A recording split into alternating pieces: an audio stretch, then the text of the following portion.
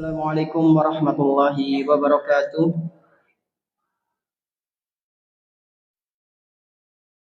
Alhamdulillahirabbil alamin. Wassalatu wassalamu ala nabiyyina Muhammadin wa ala alihi wa ashabihi wa man tabi'ahum bi ihsanin ila yaumiddin. Alhamdulillah, segala puji hanya milik Allah Subhanahu wa taala, di mana Dia telah memberikan kepada kita semuanya nikmat yang begitu banyak. Dan di antara kenikmatan-kenikmatan yang telah Allah Subhanahu wa taala berikan kepada kita adalah nikmat iman, nikmat Islam, nikmat sehat, dan nikmat kita bisa kembali menghadiri majelis ta'lim di salah satu rumah-rumah Allah Subhanahu wa taala yang kita cintai ini. Kita berharap semoga apa yang kita lakukan ini, apa yang kita kerjakan pada pagi yang berbahagia kali ini, bisa menjadi bekal kita kelak ketika berjumpa dengan Allah Subhanahu wa taala di hari akhir nanti. Allahumma amin. Salawat beserta salam semoga senantiasa tercurah limpahkan kepada Nabi kita yang tercinta, Nabi Muhammad sallallahu alaihi wasallam, beserta para keluarganya, para sahabatnya, dan umatnya yang senantiasa mengikuti sunnah-sunnah beliau hingga hari akhir nanti. Bapak-bapak dan ibu-ibu jamaah Masjid Manarul Ilmi yang semoga senantiasa dimuliakan oleh Allah Subhanahu wa taala. Qaddarallahu wa ma syaa fa'al. Guru kita, Ustadz kita, Ustadz Abdullah Zain hafizahullah taala sedang berhalangan karena safar, sehingga kemarin memberikan amanah kepada kami untuk menggantikan sementara. Semoga saja beliau pulang dari safarnya bisa dalam keadaan sehat, selamat, sehingga ketika jadwal beliau mengisi kajian, menyampaikan ilmu untuk kita semua, bisa kembali seperti semula. Allahumma amin. Bapak-bapak dan ibu-ibu rahimani wa rahimakumullah. Pada kesempatan pagi yang berbahagia kali ini, kita akan sedikit membahas tentang sebuah kisah yang singkat namun melelahkan. Sebuah cerita yang tidak panjang namun begitu melelahkan. Kira-kira cerita apakah itu? Cerita nopo, Pak? Bu? Cerita tentang kehidupan kita. Cuma bedanya, cerita hidup kita ini adalah sebuah cerita nyata yang nanti akan ada tanggung jawabnya di hadapan Allah Subhanahu wa taala. Sedangkan cerita-cerita yang ada di buku-buku novel misalnya adalah cerita-cerita yang bukan nyata. Kebanyakan adalah fiktif. Nah, jamaah rahimani wa rahimakumullah. Kita hidup di dunia ini sudah cukup lama. Ada yang sudah 20 tahun, ada yang sudah 30 tahun, ada yang sudah 50 tahun, 60 tahun, bahkan mungkin 80 atau 100 tahun. Wonten Pak, Bu? Wonten. Teng mriki wonten? Yang 100 tahun? Napa 80 tahun? Ya mungkin ada nggih, cuma ya mungkin ketutup hijab ini. Nah, kita hidup di dunia ini sudah cukup lama, ya, dalam tanda kutip. Karena kalau dibandingkan dengan kehidupan akhirat, ya dunia ini begitu singkat. Cuma ini dengan hitungan kita di waktu dunia. Sudah cukup lama, Pak, Bu, kita hidup di dunia ini. Nah, selama umur yang kita jalani selama ini, menurut panjenengan, ketika menjalani kehidupan ini, kehidupan ini melelahkan apa mboten Pak Bu? Bapak, melelahkan mboten kehidupan ini? Sangat melelahkan. Ibu-ibu pripun? Melelahkan. Jadi sepakat nggih? Kehidupan ini begitu sangat melelahkan. Pada umumnya ketika seseorang itu ditanya urip nang dunia kepriwe, aduh ya Allah, akeh masalah kayane ora rampung-rampung, kesel. Pada umumnya orang ketika ditanya pasti akan menjawab seperti itu. Semua kita sepakat bahwasanya kehidupan di dunia ini adalah kehidupan yang melelahkan. Buktinya apa Ustadz? Sekurang-kurangnya ada 3 bukti yang menjelaskan atau yang menunjukkan bahwa dunia ini begitu melelahkan. Bukti yang pertama, semua kenikmatan yang ada di alam semesta ini, semua kenikmatan yang ada di dunia ini, ketika kita ingin meraihnya, pasti melelahkan. Gak ada kenikmatan di dunia itu didapatkan dengan tanpa adanya proses yang melelahkan, tingkatannya beda-beda. Ada yang ringan, ada yang sedang, ada yang sulit. Jadi segala kenikmatan yang ada di muka bumi ini bukti yang pertama. Ketika kita ingin merasakannya, ketika kita ingin mendapatkannya, pasti melelahkan.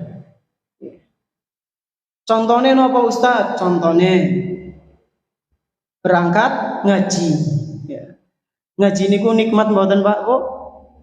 Nikmat, alhamdulillah. Ini tanda hati yang bersih adalah seseorang merasa nikmat ketika menghadiri pengajian.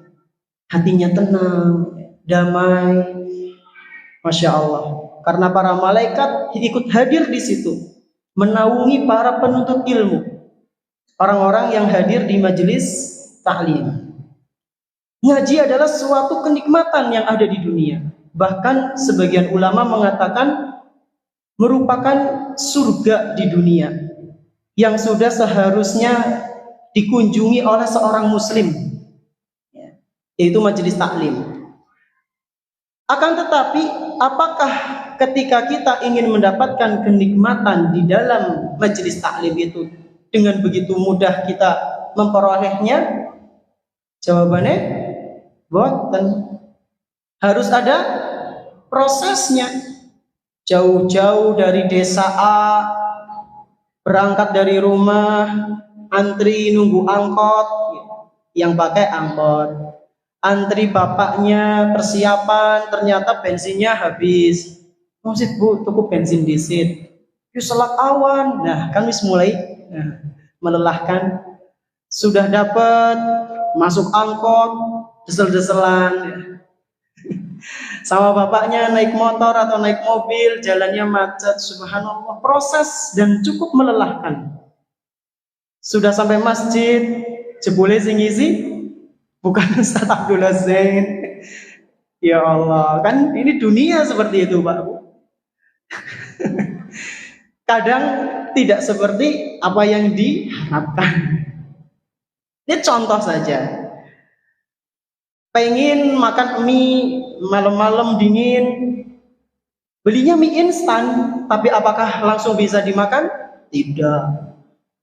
Harus nyalakan kompor, gas sentong, maring tukang gas disit, masang gas. Ternyata bapaknya nggak di rumah, aduh bingung, pengen banget mie. Subhanallah, itulah dunia.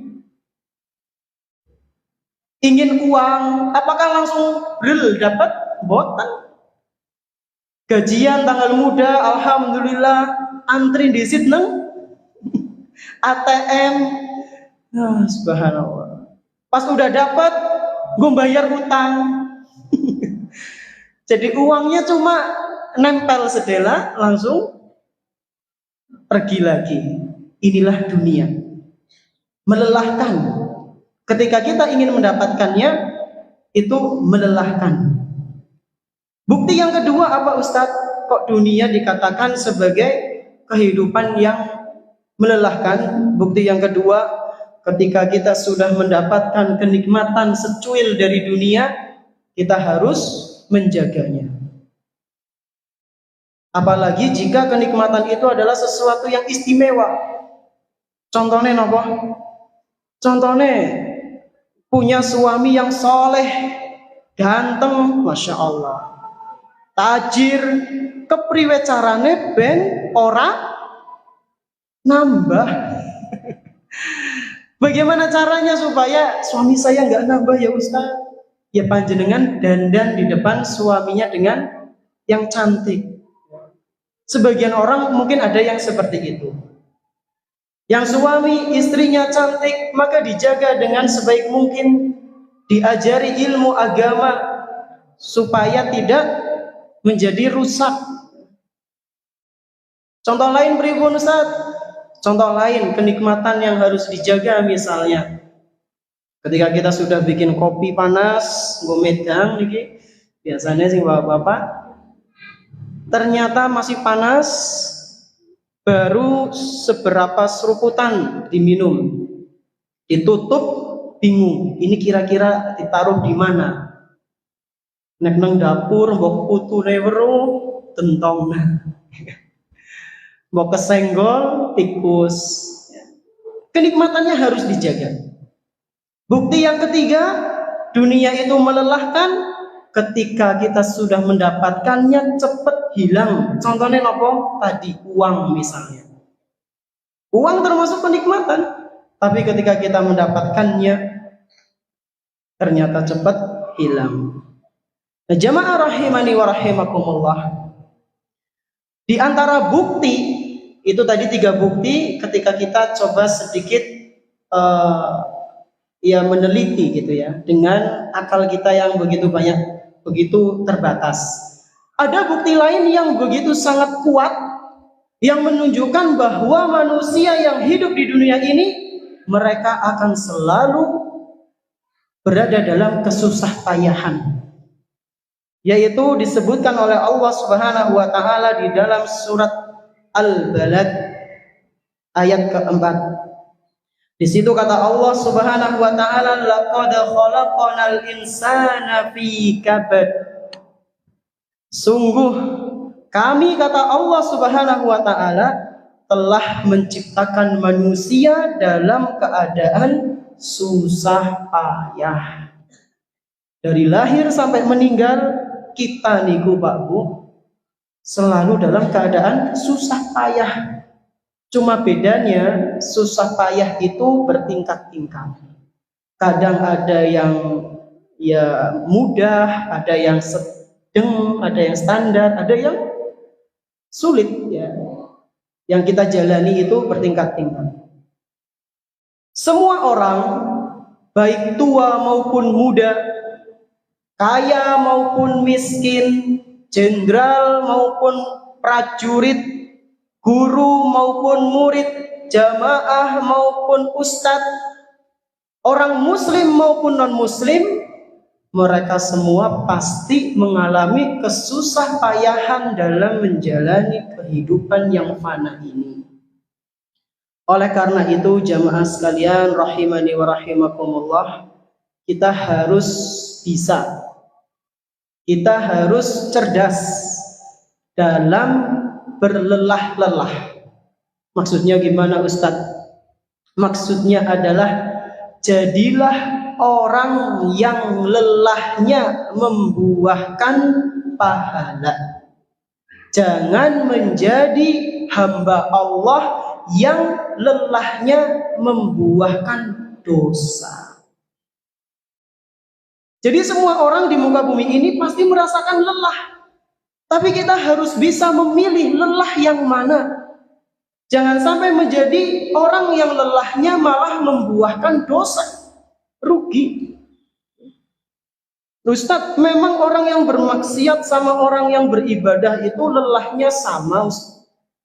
Ya kadang sama, bahkan seringnya juga sama.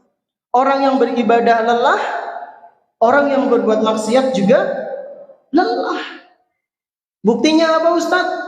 Contoh, lelah yang membuahkan pahala. Misal seseorang menjalankan ibadah sholat, lelah mboten Pak Bu? Pak Bu, sholat panjenengan lelah mboten? Kesel ya. Sebagian ada yang merasa capek banget, ada yang ya kesel Ustaz, tapi standar saat. Alhamdulillah. Tapi kan di situ pasti ada lelahnya. Apalagi ketika Ramadan terawih misalnya, imamnya panjang-panjang jebule, ya berjus-jus, ya Masya Allah. Kita merasakan lelah dalam ibadah. Puasa, menahan lapar, haus, jujur saja itu melelahkan. Tapi ini membuahkan pahala. Nah, orang-orang yang bermaksiat juga lelah. Contoh sederhananya, lagi musim mangga misal. Manggane tanggane pating grompol. Enak siji dicikot li ora keton. Lumayan kenggo ngelutis ya. Akhirnya dia coba ngumpet-ngumpet nyari mangga yang kira-kira cocok untuk buat ngelutis. Padahal kalau minta ya dikasih, tapi dia lebih milih cara yang salah. Ngumpet-ngumpet, pas udah mau ngambil ternyata banyak lebahnya. Susah dan melelahkan. Mau ngambil jangan sampai kesengat oleh lebah. Mau milih mangga harus cepat-cepat, takut ketahuan. Ini kan melelahkan. Contoh lain, orang yang mau maling rumah, biasanya jam pinten? Jam pinten Pak, Bu? Ustaz Arab jawab, takut mbok darani pengalaman. Ya biasanya sekitar malam-malam ya. Sekarang tapi siang juga kadang ada. Yang disiapkan itu apa saja? Ya peralatan-peralatan ya, obeng mungkin, apa linggis, ya. Dan yang semisalnya. Mereka sama-sama merasakan kelelahan dari apa yang ingin mereka dapatkan. Maka jangan sampai kita menjadi golongan yang kedua tadi. Lelah tapi hanya menghasilkan dosa. Jamaah sekalian yang semoga senantiasa dimuliakan oleh Allah Subhanahu wa taala. Meskipun mereka sama-sama lelah, yaitu orang-orang yang beriman dan orang-orang yang tidak beriman, orang-orang yang beribadah dengan orang-orang yang tidak beribadah kepada Allah Subhanahu wa taala, yang sukanya berbuat maksiat. Secara zahir mereka merasakan lelah, ya sama. Tapi di mata Allah Subhanahu wa taala mereka diperlakukan dengan berbeda. Allah tidak menyamakan orang yang rajin dalam ketaatan sebagaimana orang yang senantiasa berbuat kemaksiatan. Ini disebutkan oleh Allah dalam surat Al-Qalam ayat ke-35. Di situ Allah Subhanahu wa taala berfirman, "Afanaj'alul muslimina kal mujrimin?" Apakah patut bagi kami memperlakukan orang-orang muslim yang taat dengan orang-orang yang berdosa? Apakah patut bagi Allah menyamakan mereka? Patut mboten Pak Bu? Mboten. Ini kalau dalam bahasa Arab namanya istifhamul inkari. Pertanyaan yang tidak membutuhkan jawaban. Udah jelas ya, Allah nggak akan menyamakan.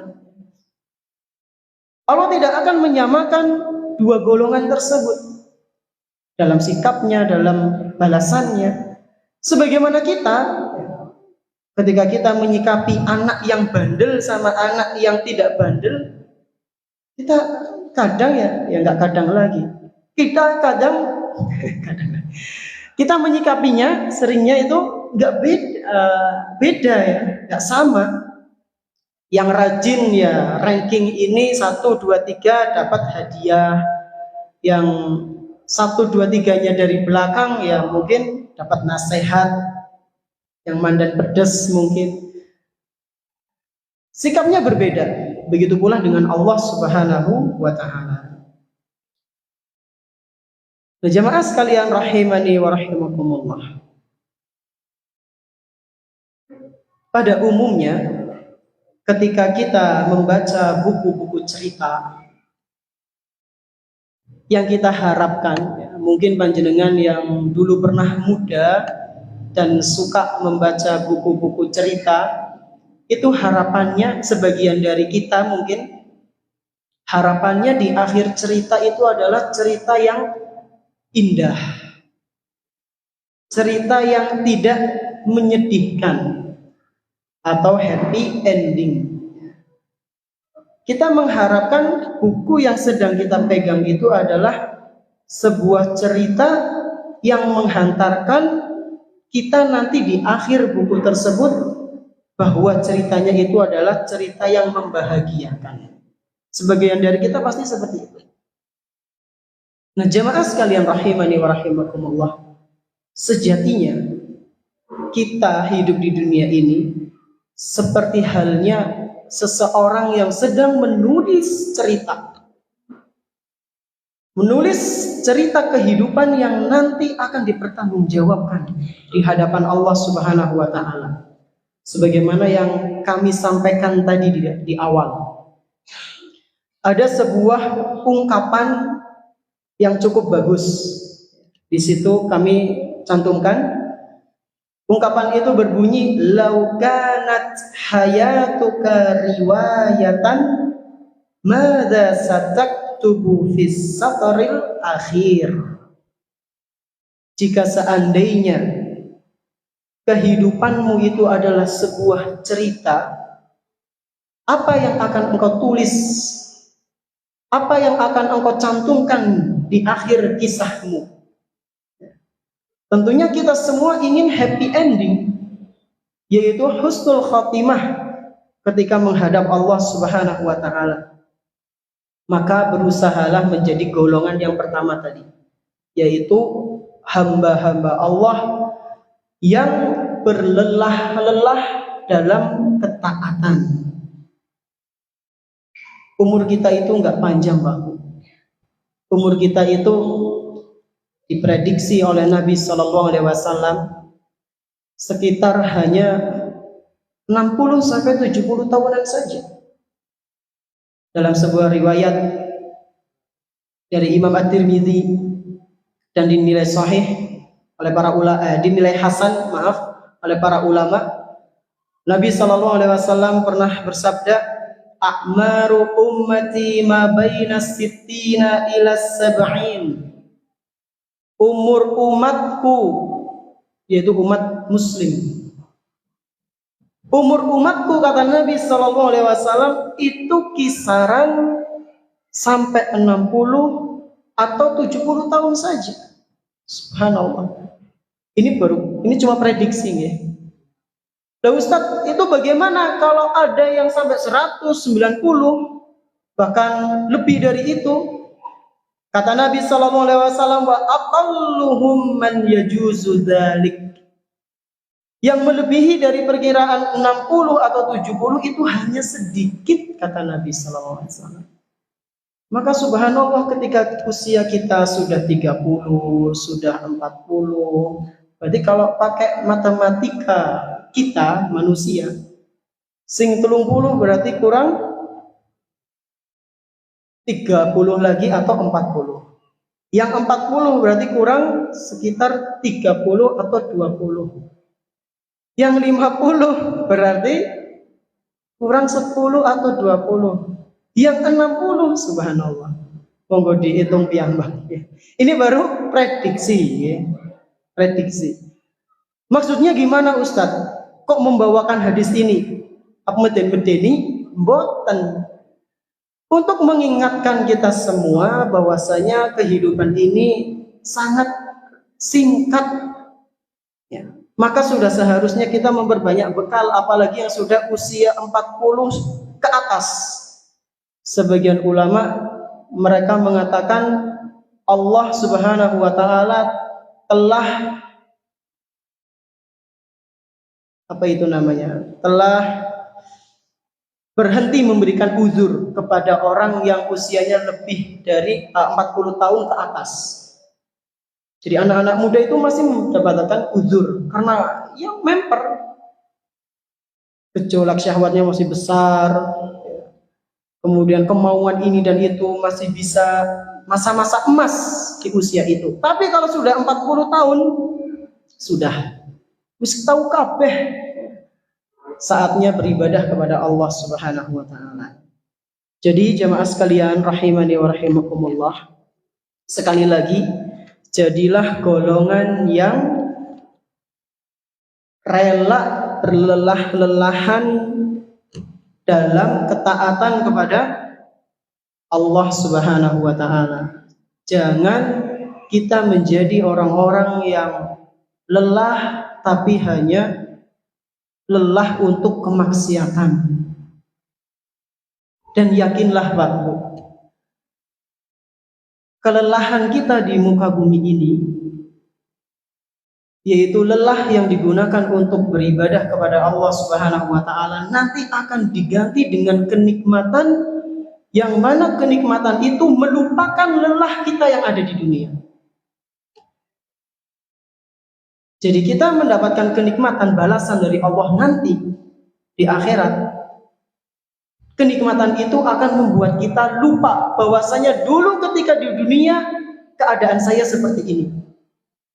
Ya. Dalilnya apa Ustaz?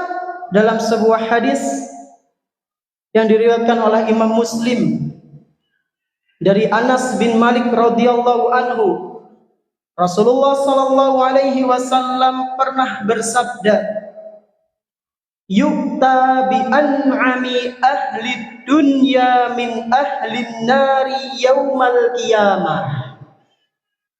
Nanti di hari kiamat akan didatangkan penduduk dunia dan dia adalah orang yang paling mendapatkan kenikmatan di dunia. Subhanallah.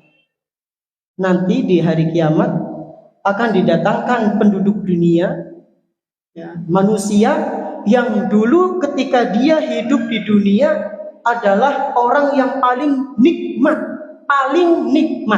orang nikmat paling. Padahal sejatinya dia adalah penduduk neraka didatangkan. Lalu kata Nabi sallallahu alaihi wasallam, "Fayusbaghu finnari sabghatan." Orang yang dulu di dunia ini yang paling mendapatkan kenikmatan, padahal dia adalah penghuni neraka, dicelupkan oleh Allah ke dalam neraka dengan sekali celupan. Celup, tintaskan lagi. Summa yuqal, kemudian orang itu ditanya, "Ya bani Adam, hal ra'aita khairan qat? Hal marra bika na'imun qat?" Wahai anak keturunan Adam, apakah ketika kamu masuk ke neraka, kamu masih ingat kenikmatan yang dulu kamu dapatkan di dunia? Apakah masih terlintas dalam benakmu kenikmatan-kenikmatan yang engkau rasakan dulu di dunia? Coba ditanya sama Allah. Ini ingat nggih Pak Bu, orang yang paling nikmat mendapatkan kenikmatan di dunia. Kira-kira siapa ya Ustaz? Fir'aun apa Qarun? Kurang penting.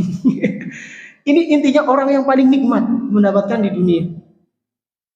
Dicelupkan ke neraka, lalu ditanya tadi pertanyaannya. Apa jawaban orang tersebut? Fayaqulu la wallahi ya Rabbi. Subhanallah. Kata orang ini ketika diingatkan dengan kenikmatan yang dulu pernah dia dapatkan, dia menjawab, "Enggak, demi Allah wahai Tuhanku, aku dulu kayaknya di dunia enggak dapat kenikmatan." Bayangkan Pak Bu, hanya melihat neraka cuma sekilas, langsung kenikmatan yang dulu pernah dia dapatkan kelupa. Padahal dia adalah orang apa Pak Bu? Orang yang paling mendapatkan kenikmatan di dunia.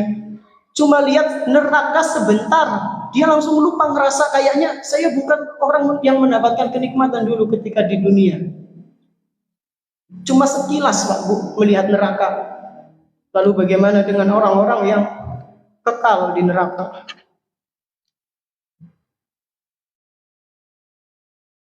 Padahal dia adalah orang yang subhanallah.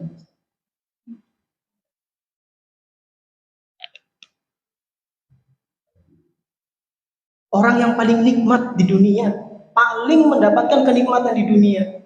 Melihat neraka cuma sebentar langsung lupa. Ini kan betapa ngerinya neraka Pak.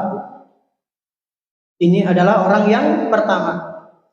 Wa yu'ta bi asyaddin nasi bu'san fid dunya min ahlil jannah. Lalu didatangkan oleh Allah Subhanahu wa taala penghuni dunia yang paling sengsara, Gak cuma sengsara tapi paling, dan dia adalah penghuni surga Pak. Didatangkan oleh Allah. Fayusbabu sabghatan fil jannah. Lalu orang itu dimasukkan ke surga, celup, satu kali celupkan, entas lagi. Lalu ditanya oleh Allah, fayuqalulah, ya bani Adam, hal ra'aita buksan qat? Hal marra bika syiddatun qat? Wahai anak Adam, apakah kamu ingat dengan berbagai kesengsaraan yang telah engkau lalui ketika di dunia? Berbagai ketidakenakan yang telah engkau lalui ketika hidup di dunia. Apakah kamu ingat? Kata orang ini, fayaqulu la wallahi, enggak, demi Allah, sampai bersumpah. Ma marra bi buksun qat wala ra'aitu syiddatan qat. Ya Allah, demi Allah, ketika aku masuk dalam surga meskipun sebentar, aku langsung enggak ingat dengan sengsaraan yang dulu pernah aku dapatkan di dunia. Bayangkan Pak Bu, dia adalah orang yang paling sengsara di muka bumi ini. Pas lihat surga cuma sebentar, langsung gak ingat. Ini menunjukkan betapa luar biasanya surga. Betapa istimewanya surga sampai membuat seseorang itu lupa dengan kesengsaraan-kesengsaraan yang dulu pernah dia alami. Gambaran sederhananya priwesi Ustaz, contoh panjenengan coba tanya ke istri panjenengan yang melahirkan. Itu katanya ketika dijahit nggak ngerasa sakit, lebih sakit ketika ngedennya. Nggih mboten Pak, nggih mboten Bu? Nggih. Saya diceritai sama istri saya. Katanya aduh, ketika dijahit itu nggak ada rasanya, udah seneng, kebawa seneng ketika putranya lahir. Tapi apakah hilang total rasa sakitnya? Enggak, masih kerasa sedikit-sedikit. Ya karena masih di dunia. Nah ini di surga Pak. Kalau di surga, kesengsaraan kita, kelelahan kita untuk Allah Subhanahu wa taala dalam ibadah, itu insya Allah kita nggak ingat lagi, dibalas dengan kenikmatan yang luar biasa. Nah jamaah rahimani wa rahimakumullah, ini sebagai motivasi kita supaya kita ketika beribadah mulai merasa futur, mulai merasa lemas dan bebeh dari segala jenis ibadah, mau itu ngaji, sholat, puasa sunnah, ingat bahwasanya kelelahan kita itu akan mendapatkan balasan dari Allah Subhanahu wa taala. Amin. Kemudian Bapak-bapak dan Ibu-ibu rahimani wa rahimakumullah, mungkin timbul pertanyaan, Ustadz, kenapa sih ya Allah menciptakan dunia ini penuh dengan kelelahan? Bahkan Allah sampai mengabadikan dalam Al-Quran menyebutkan manusia itu diciptakan dalam susah payah. Kenapa sih ya Ustaz? Jawabannya pasti ada hikmahnya. Semua yang Allah Subhanahu wa taala ciptakan di muka bumi ini, baik itu makhluknya yang terdiri manusia, hewan, tumbuhan, planet, awan, dan yang lainnya, maupun kejadian-kejadian yang ada di alam semesta ini, pasti itu semua ada hikmahnya. Apa iya Ustadz? Jawabannya iya. Dalilnya apa? Dalam Al-Quran surat Ali Imran ayat 191. Di situ Allah Subhanahu wa taala menceritakan tentang ucapan yang dilontarkan oleh orang-orang yang berakal. Kata Allah Subhanahu wa taala, "Inna fi khalqis samawati wal ardi wa ikhtilafil laili wan nahari laayatil liulil albab." Sesungguhnya dalam penciptaan langit dan bumi, waqtilafil laili wan nahar, dan dalam penciptaan pergantian antara siang dan malam atau malam dan siang, la ayatil liulil albab. Di dalamnya itu ada pelajaran, ada tanda-tanda kekuasaan kebesaran Allah Subhanahu wa taala. Siapa yang bisa mengetahui itu? Orang-orang yang mau merenung, yang berakal, yang mentadaburi ayat-ayat Allah. Kriterianya bagaimana? Alladzina yadhkurunallaha qiyaman wa qu'udan wa 'ala junubihim wa yatafakkaruna fi khalqis samawati wal ardh. Yaitu mereka yang senantiasa ingat kepada Allah Subhanahu wa taala. Kriteria orang yang berakal. Dia selalu ingat kepada Allah Subhanahu wa taala dalam posisi berdiri, dalam posisi duduk, maupun dalam posisi berbaring. Ustaz, ingat maksudnya berarti zikir terus Ustaz? Ya enggak harus seperti itu. Kayak gitu juga boleh, tapi enggak harus. Karena ada momen-momen yang kita itu kadang terlepas dari zikir. Contoh ke kamar mandi. Posisi kita berdiri kan? Kalau kita senantiasa ingat dengan Allah, maka akan masuk dengan membaca doa dan dengan kaki kiri terlebih dahulu. Kita ingat dengan apa yang diajarkan oleh Nabi Sallallahu Alaihi Wasallam. Ketika makan posisinya duduk, maka kita berusaha menjalankan sunnah Nabi pakai 3 jari. Bacanya bismillah. Setelah makan baca doa. Alhamdulillahilladzi at'amani hadza warzaqanihi min ghairi haulin wala quwwah.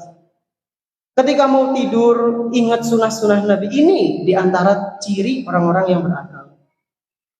Apa yang dikatakan mereka di sini diabadikan oleh Allah Subhanahu wa taala, Rabbana ma khalaqta hadza batila subhanaka faqina adzabannar. Ya Allah, sungguh benar ya, Engkau menciptakan segala yang ada di alam semesta ini enggak sia-sia. Enggak ada yang unfaedah, itu enggak ada. Semuanya berfaedah. Sungguh ya Allah, enggak ada yang sia-sia. Pasti semuanya ada hikmahnya. Faqina adzabannar. Lindungilah kami dari siksa api neraka ya Allah. Bagaimana kita bisa mengatakan ini sebagai dalil? Karena Allah Subhanahu wa taala membenarkan ucapan mereka. Iya benar. Apa yang Allah ciptakan di muka bumi ini gak ada yang sia-sia. Oleh karena itu Allah abadikan ucapan orang-orang tersebut ke dalam Al-Quran, yang menunjukkan bahwasanya segala hal yang diciptakan oleh Allah itu gak ada yang sia-sia. Dan diantaranya adalah pembahasan kita ini. Kehidupan yang melelahkan pasti ada hikmahnya. Apa saja itu hikmahnya, Ustaz? Di situ kami bawakan sekurang-kurangnya ada 3. Hikmah kenapa kok manusia diciptakan dalam keadaan senantiasa bersusah payah, Ya, dunia ini kenapa kok melelahkan? Hikmah yang pertama nopo Pak Bu? Supaya manusia itu tidak sombong. Kenapa kehidupan ini begitu melelahkan? Kenapa kok manusia diciptakan senantiasa dalam keadaan bersusah payah?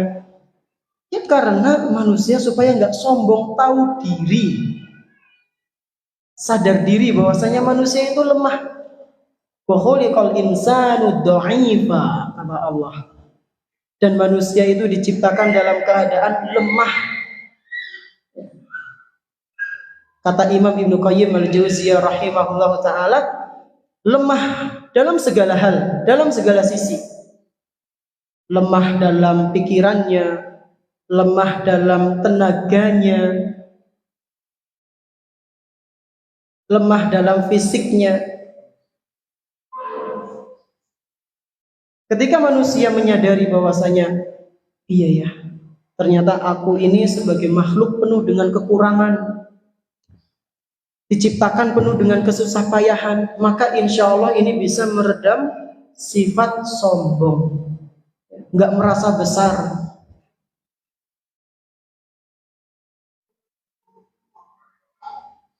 Dan terhindar dari ancaman yang bisa memasukkan orang tersebut ke neraka. Karena orang yang sombong terancam tidak masuk surga, kata Rasulullah SAW. Man kana fi qalbihi mithqalu dzarratin min kibrin la yadkhulul jannah. Atau kebaliknya, la yadkhulul jannah man kana fi qalbihi mithqalu dzarrin min kibrin. Kata Rasul, sulit bagi orang yang sombong itu masuk ke dalam surga. Meskipun kesombongannya itu hanya sebesar zarrah. Ini adalah hikmah yang pertama.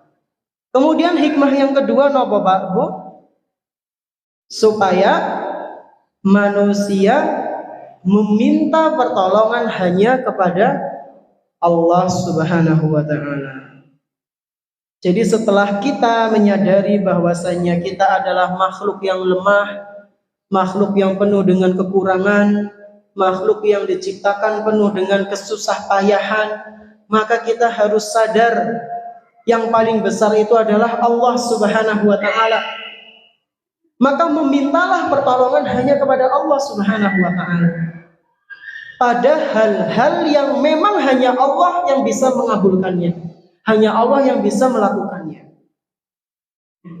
Innallaha ala kulli syai'in qadir. Sesungguhnya Allah Subhanahu wa taala itu maha bisa, maha mampu untuk melakukan segala sesuatu. Maka mintalah kepada Allah Subhanahu wa taala. Ustaz, tapi kadang saya sudah minta kepada Allah, ternyata Allah nggak mengabulkan. Ustaz, bukan nggak mengabulkan. Kita itu diciptakan oleh sinten Pak Bu? Oleh Allah. Dunia ini diciptakan oleh siapa? Oleh Allah. Yang menciptakan pasti paham apa yang dibutuhkan oleh yang diciptakan. Yang paling paham dengan kita itu siapa? Allah.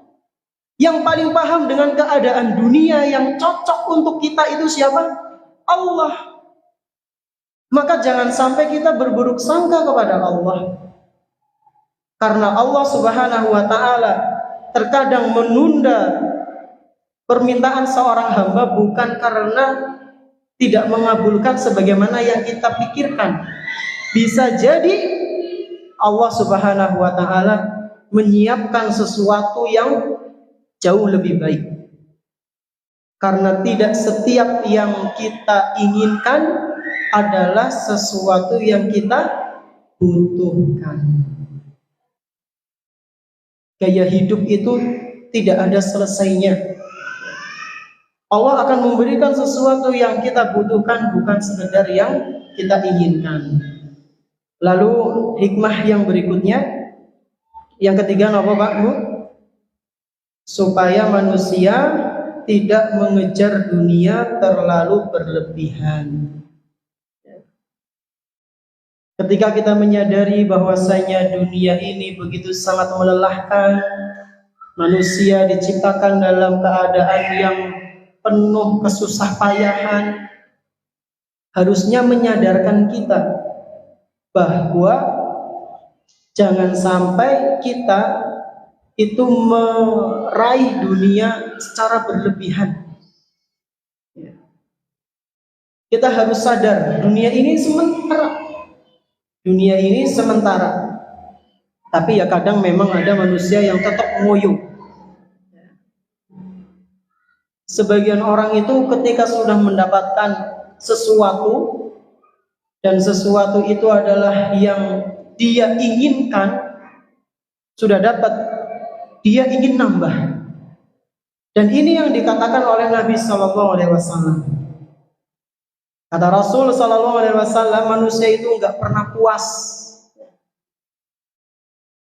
untuk mendapatkan harta. Kata beliau, "Lau anna li bani Adam wadiyan min dhahab." Kalau seandainya anak Adam itu mendapatkan lembah yang isinya penuh dengan emas,